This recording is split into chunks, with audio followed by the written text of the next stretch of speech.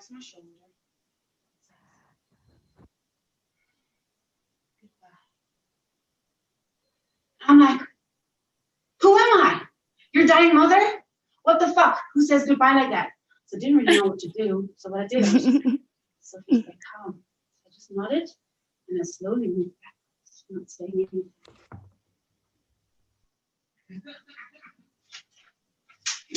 I really don't understand how guys like that even exist. Like, how did they get past, the mechanisms of evolution? How have they not died out yet? Like, what kind of woman wants to date a guy who looks like a malnourished puppy? Apparently, me. That's all. Thank you. Yay! What a great set.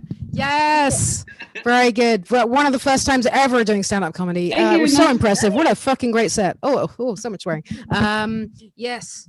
Good. Thank you, everybody. And well done for being quiet, except for in the laughing places. Very good times. Having a good show. All right, ladies and gentlemen, very excited to present this next man to the stage. Oh, he's making his way up now. I can see him coming up the stairs. I'm going to try a pin video instead because it looked weird on YouTube. Please give it up for Ben. Yay! Great. Good vibes. Yay. So I've been thinking a lot about prejudices and preferences lately, and how they relate, because people get the wrong idea about each other, like, all the time. It's how wars start, or orgies, because of prejudices. See, my case, for instance. They hear I'm German and they instantly think Hitler. Let me speak like this. It's what's special about the Germans. Back in high school, I was an exchange student in America. And there was always this one ad on TV. You cannot fight the Germans. You gotta kill them. Oh, wow. Me? Why? Freaked me out. But why are we named after bacteria and viri, mama? Germs. Maybe because, not unlike Corona, we will spread around the face of the earth again and be in everyone's mouth.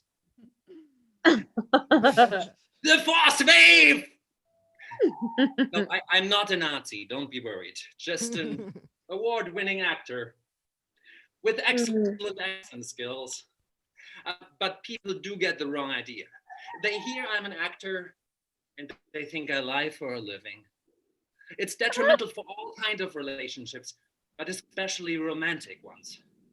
When I tell them, I love you, it's such an easy way out for them to say, oh, you're just an actor. Yeah, but I love you. Thankfully, prejudices can also work in your favor. These days, when I tell them, I also work as a sex educator, they think I'm a god in bed. That's why I work as a sex educator. No. I work as a sex educator because my girlfriend left me and I have issues. Oh.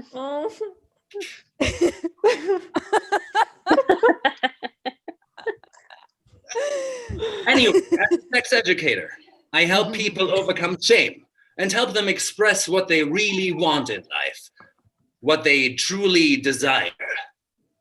Orgies, for instance. In my business, I need to know everything there is to know about orgies.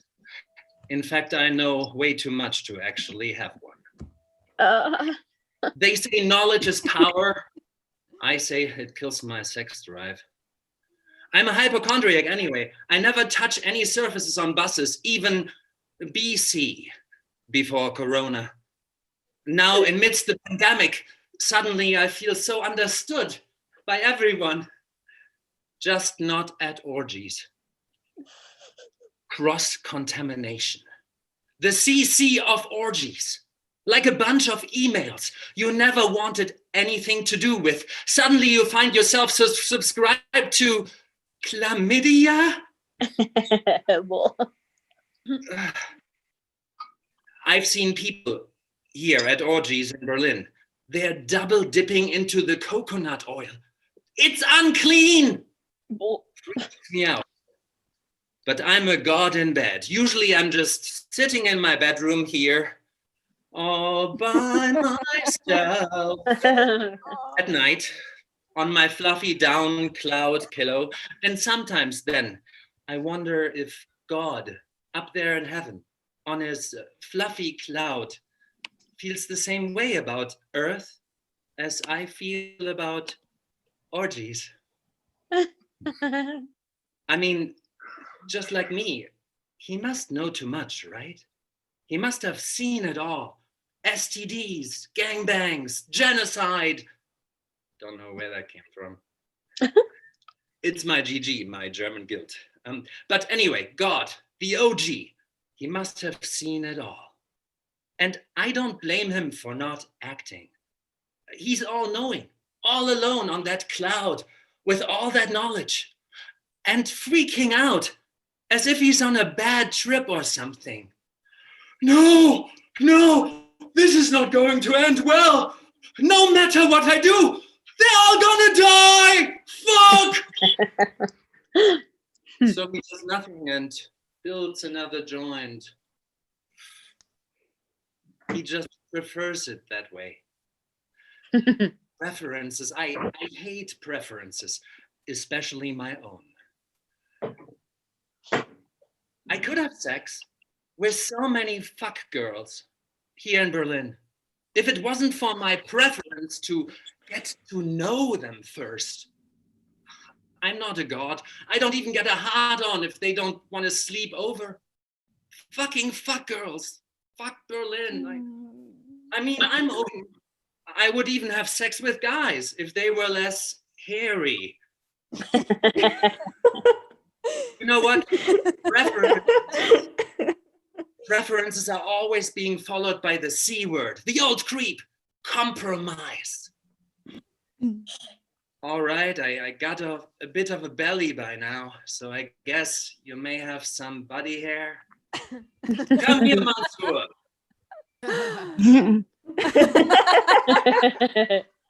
All right, yay! Yay! Woo, woo, woo, woo! Ben there, his first time doing stand-up. Very good at making sure that none of us look at coconut oil the same way again. Wondering if someone's penis is. Run! Oh, ho, ho. Yeah. So yeah, that was fantastic. Thanks so much, Ben. Really, really good stuff. All right, ladies and gentlemen, she's just coming to the stage. Oh my God, I'm so excited to welcome her. Let me find her video. In the sea of videos. Where's Maggie? Oh yes, of course she's got a weird name on it this way. Okay, ladies and gentlemen, go wild and crazy for Maggie. Yay! Woo! Yeah. Guys, thanks. Good to see you here in Neukölln. I guess you're all my neighbors. I think so because I'll tell you why soon. This is my place where I usually am at the balcony. I made it. Yeah, I had a long journey. You might think now I'm like these neighbors that are watching all the time others, and yeah, I do sometimes, but I'm different because I watch yellow cars from DHL.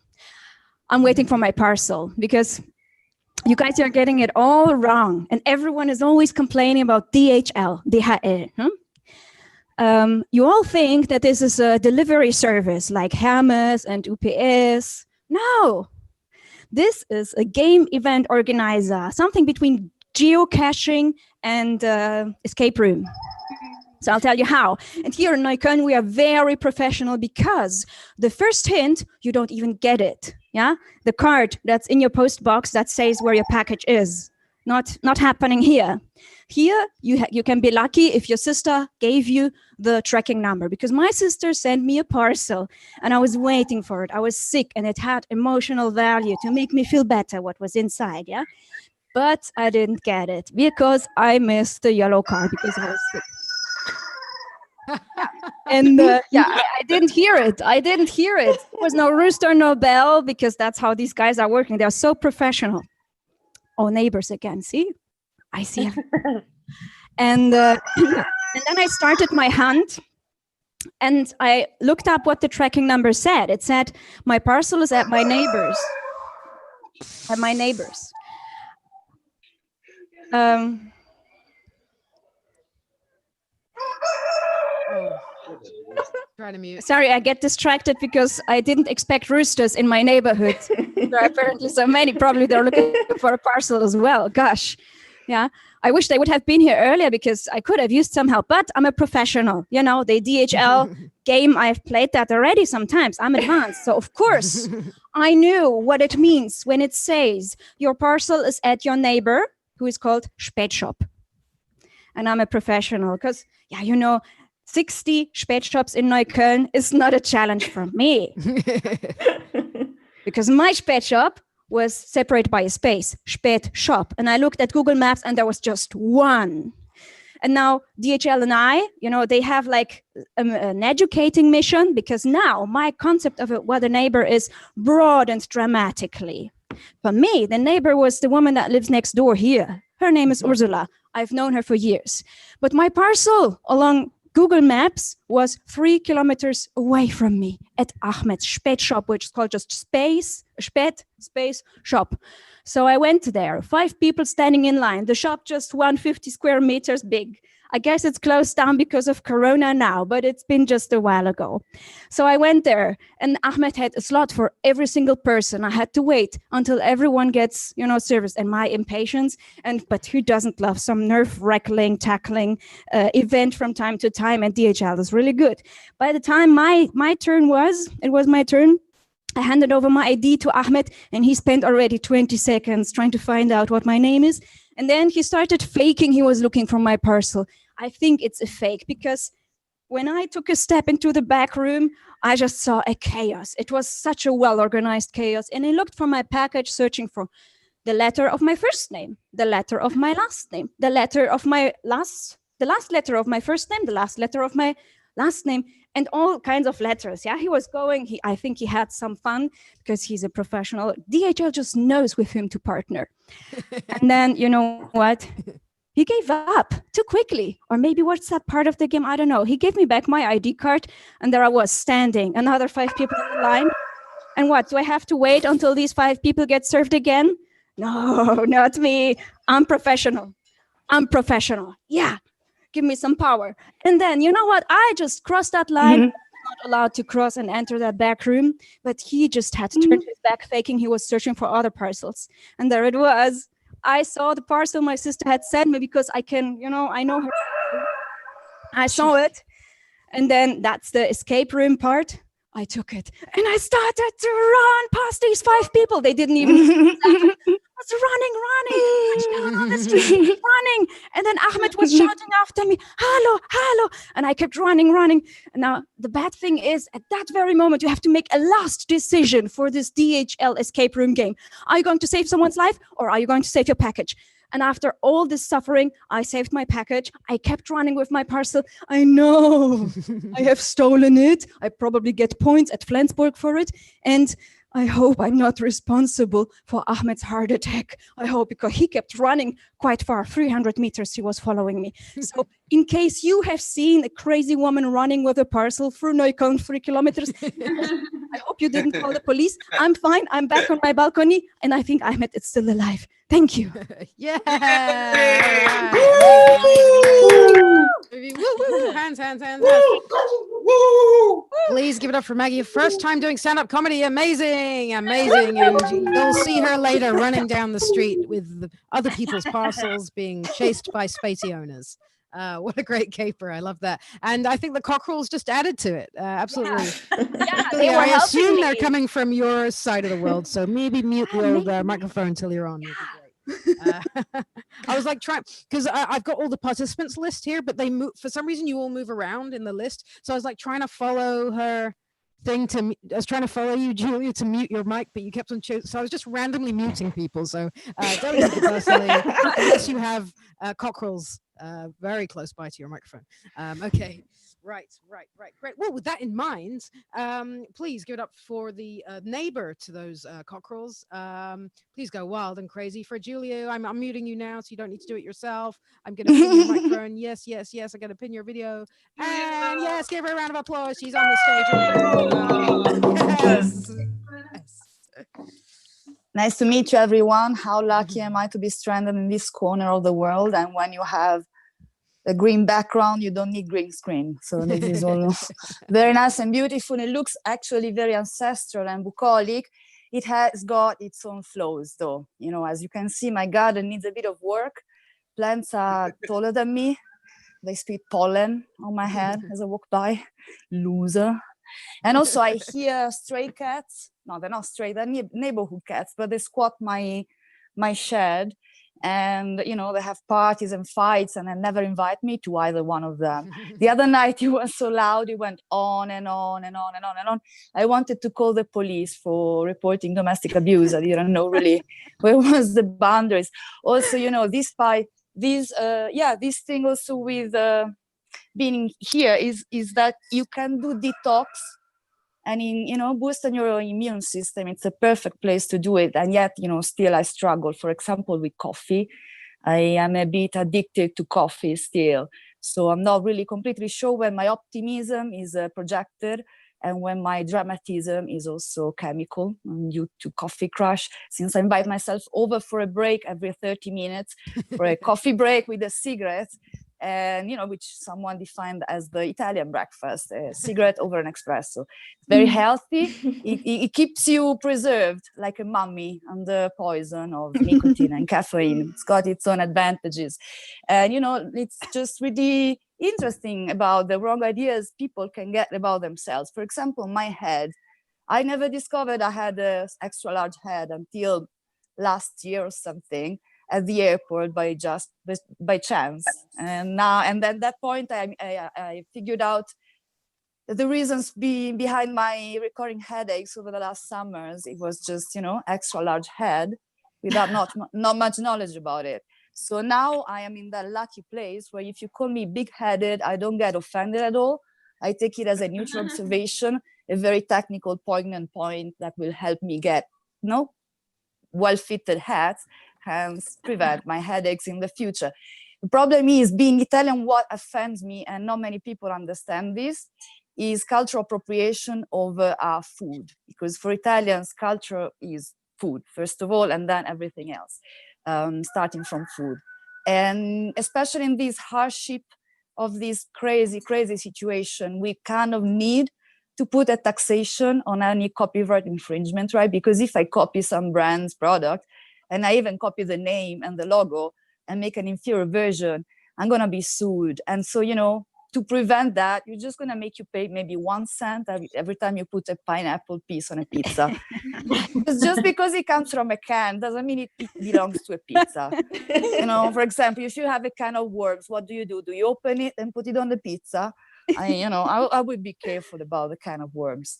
Also, fettuccine Alfredo, I promise you, in Italy, we never heard about this Alfredo guy. we don't know who the bloody hell he is. And especially why isn't he kind of hiding? So he's got nothing in his pantry. He's bragging around, you know, about fancy food, which is actually hospital food, and we don't understand it, really.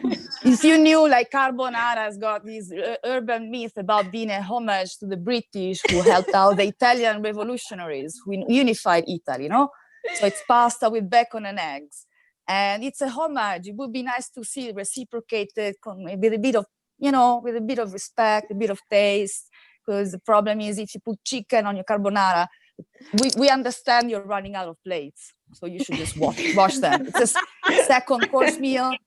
Is not the same. If you put garlic and cream in your carbonara, your genitals will fall off, and I'm sorry to inform you, this is a fact.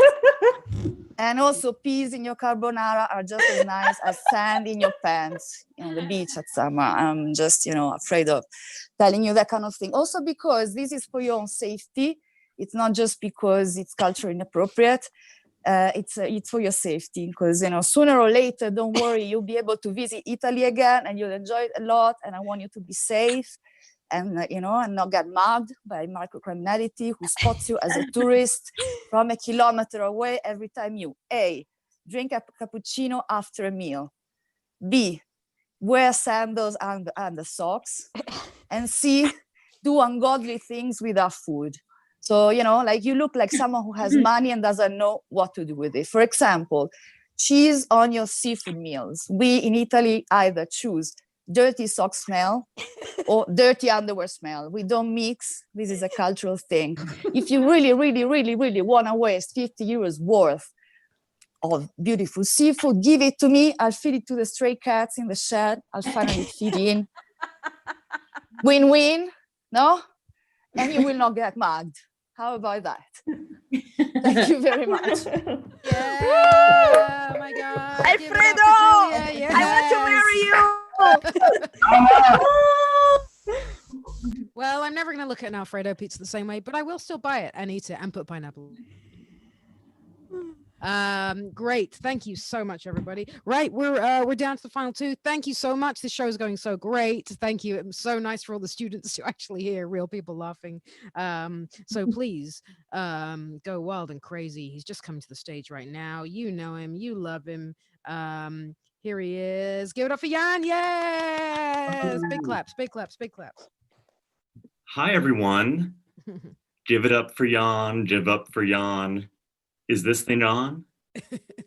Sorry, that joke had used some grace. I, like most of us, am on the path towards becoming a better human. One of my New Year's resolutions was to stop inexplicably pretending I'd seen movies, read books, watched shows that I actually hadn't, had no interest in other than for, I guess, some sort of clout or feeling cultured, informed. For the longest time, I pretended to be just the biggest fan of Twin Peaks, even though I'd never seen the show. To this day, I don't know who the killer is. But I would just behave as though it was just the most essential viewing, just unmissable thing, in spite of I had a pretty good idea of the color scheme, and I knew that it was in the 90s. So based on that, I was like, oh yeah, it's killer, cult classic.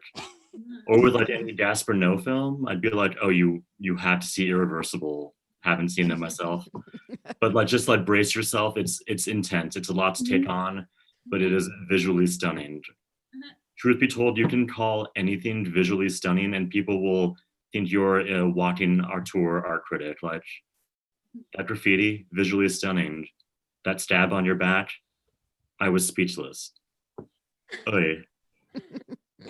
It's all fun and games until you get caught in a lie or sell yourself out yourself. Like in my case, telling people you loved Parasite because you're a big horror fan. Youch.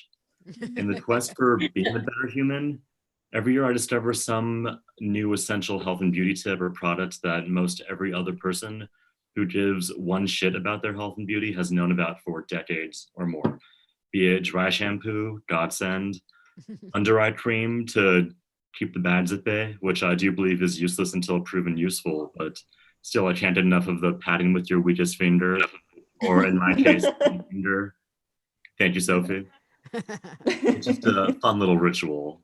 Just teeth are brushed, contacts out, foreskin down, under eye cream, kerplunk. But I will say that under eye cream, it does autocorrect to underage cream. So if you want to do some research on your own, please be wary and please use a private browser. I was until recently one of those guys who just accepted that feet are just this like gross thing, just no style, purely substance, that you just walk around dragging these like calloused, ugly things. But wait a sec, they don't have to be. I recently got my hands on this magic smoothing rock. I have it right here for prop work. My classmates informed me that it's actually called a pummel stone. So thank you for that. It is truly life-changing. Like they say that sculptors see the masterpiece with the marble and you just simply like chip away at everything else, all this like riffraff to the side. And I like to take that same approach whenever I give my feet a makeover, because I have a distant memory of what my foot looks like maybe 2 or 3 degrees ago. I can kind of like visualize beyond the layers of dead, calcified skin. And once I'm done putting my foot through a cement mixer, like, whoa, whew, such a satisfying feeling. Like, honestly, imagine like popping a zit, only your shoe size goes down. Like regaining your sense of touch But this must be how convicts feel when they escape prison and touch grass for the first time. Like truly unmissable. Although nothing really makes you feel like you're making a real difference in the world, quite like donating blood. I love donating blood. And when I say I love donating blood, I mean I love the snacks. I love the juice and cookies and wearing the armband for the whole rest of the day, rest of the week, like a badge of charity and honor, like people looking like that guy donated blood. What the fuck? I love that in the States, I wasn't actually allowed to donate blood as a gay guy, and this rule still exists today. It's a little different in Germany. I just am a bit trepidatious, because I'm a bit trepidatious in general towards Germans. But donating blood as a means of committing a good deed, as well as an act of rebellion, is simply just scrumptious, 2 in 1. I love it when the technician tells me my veins are easy to find, as if this is some sort of high praise. Like, oh my, thank you for noticing. People don't always, it's very like when a white person tells you that their blue eyes are also sometimes green. It's like, oh my God, thank you for noticing. I love looking away when they stick the needle in, but like sneaking a little glance once the blood starts flowing. Honestly, nothing else on earth has the combined effect of making you feel righteous, virtuous, altruistic, yet like also a little bit high. Yeah. Thank you guys. Yeah,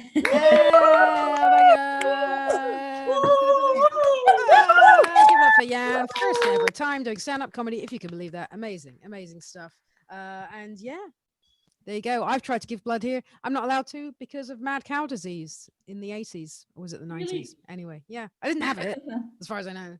But You don't have it. they're just being cautious. I don't know. I don't have a good memory. Aren't you Is a mad cow? no heckling. Okay, so thank you so much, Jan. That was fantastic. And please give it up for the final student of the day. Go wild and crazy. Lose your absolute mind. Please, she's coming up to the stage right now. It's Larissa. Yay! Hi, everybody. Thank you so much for being here. This is the weirdest thing I've ever done. And I did date a comedian for a while. So.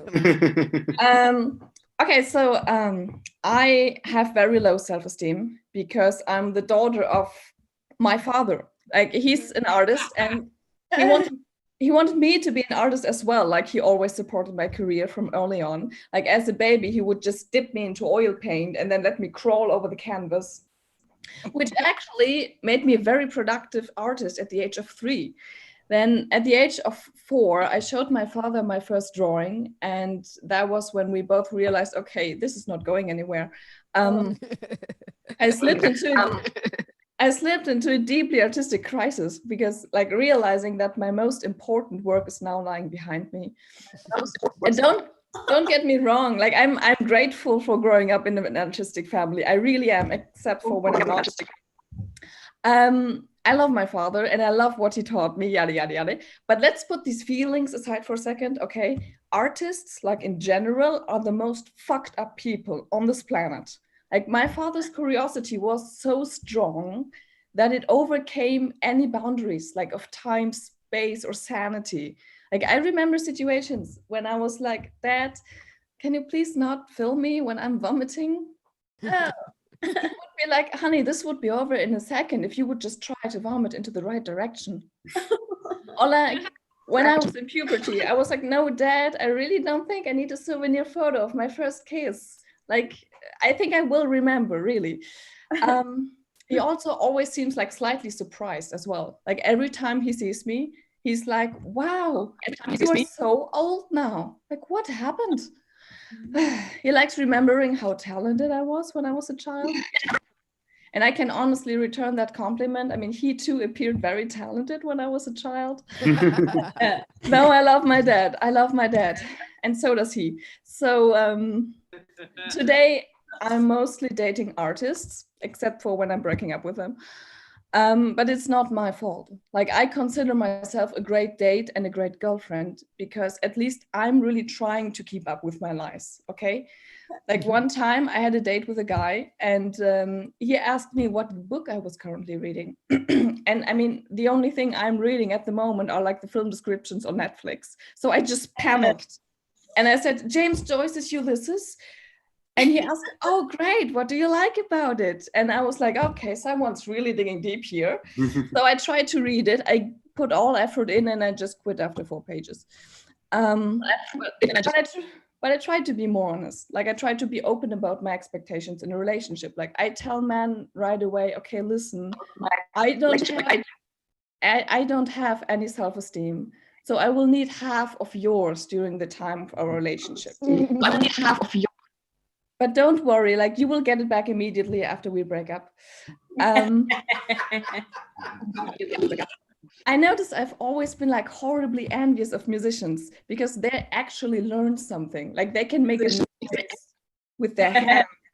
It's like it's magic to me. Like they make me feel really inadequate, and I think that's why I enjoy dating them. I'm hearing an echo, by the way. Thanks very much. I don't know who that is, but okay.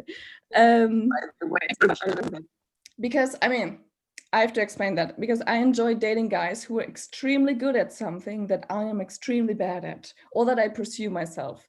So for any guy who might be interested, here are like some inspirations from ex-boyfriends from the past. So for example, a baritone singer, a cartoonist, a clarinet player, a conductor who spoke 8 languages fluently. Okay, listen, I admit that was a bit over the top. Like I never really pursued conducting, but I dreamed of it sometimes. A comedian, I need to cut him out, sorry. Or a few film directors, can't really get enough of these. And to all men, like unlike most women, my expectations are rising with every failed relationship. So it would be very nice if you would be on top in at least 3 of those fields, because otherwise it just might get boring, sorry. You need to somehow be a public person too, like, or at least have an open Facebook profile so I can stalk you and create an image of like the perfect person. And yeah, well, my life goal is to be like the best comedian in the world. Don't laugh. Don't laugh. Or like in case I fail, at least date the best comedian in the world. Or if that doesn't work out, give birth to the best comedian in the world. And I believe in family traditions and I do my best to follow them. So for example, I pass on the expectations of my father to you, my boyfriend, so then we can both pass them on to our children. And I think it's a nice family tradition. So I expect you to follow that rule, okay? Anyway, that was it for me. Thank you so much for listening. Cancel spotlight video. Woo! Yeah. Give it up for Larissa. Oh my God.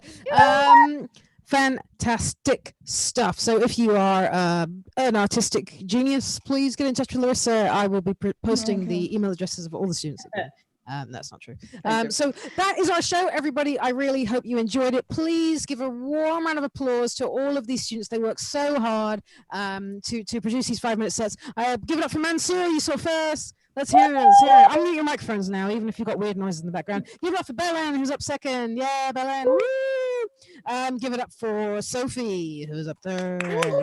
Yes, give it up for Ben and Sophie together in one room. Give it up for Maggie. Yes, still waiting for that package. Give it up for Julia and her cockerels and her cats. Yes. Please give it up for Jan. Over there, with his weird feet. And please give it up for Larissa. Yes, Larissa, you just saw her. And give it up for Caroline. So that's it, really. Thank you so much for watching, everybody. A little bit of an advert, but go to berlinstandupschool.com if you would like to do a class like this in person. The next one will be in September. Yes, that's when I've deemed it safe to see people face to face. So yes, thank you so much, everybody. That's really the end of the show. So yeah, if you're very lucky, maybe the students will send you a video of it or something like that. But if not, that was it. You won't get to see it again. So yes, thanks, everybody. I suppose, how about students? We meet back in the classroom now, just for a little chat and a chin wag. And I'm going to end this one. So let's go back to today's. All right. See you there. Thank you. Bye, everybody.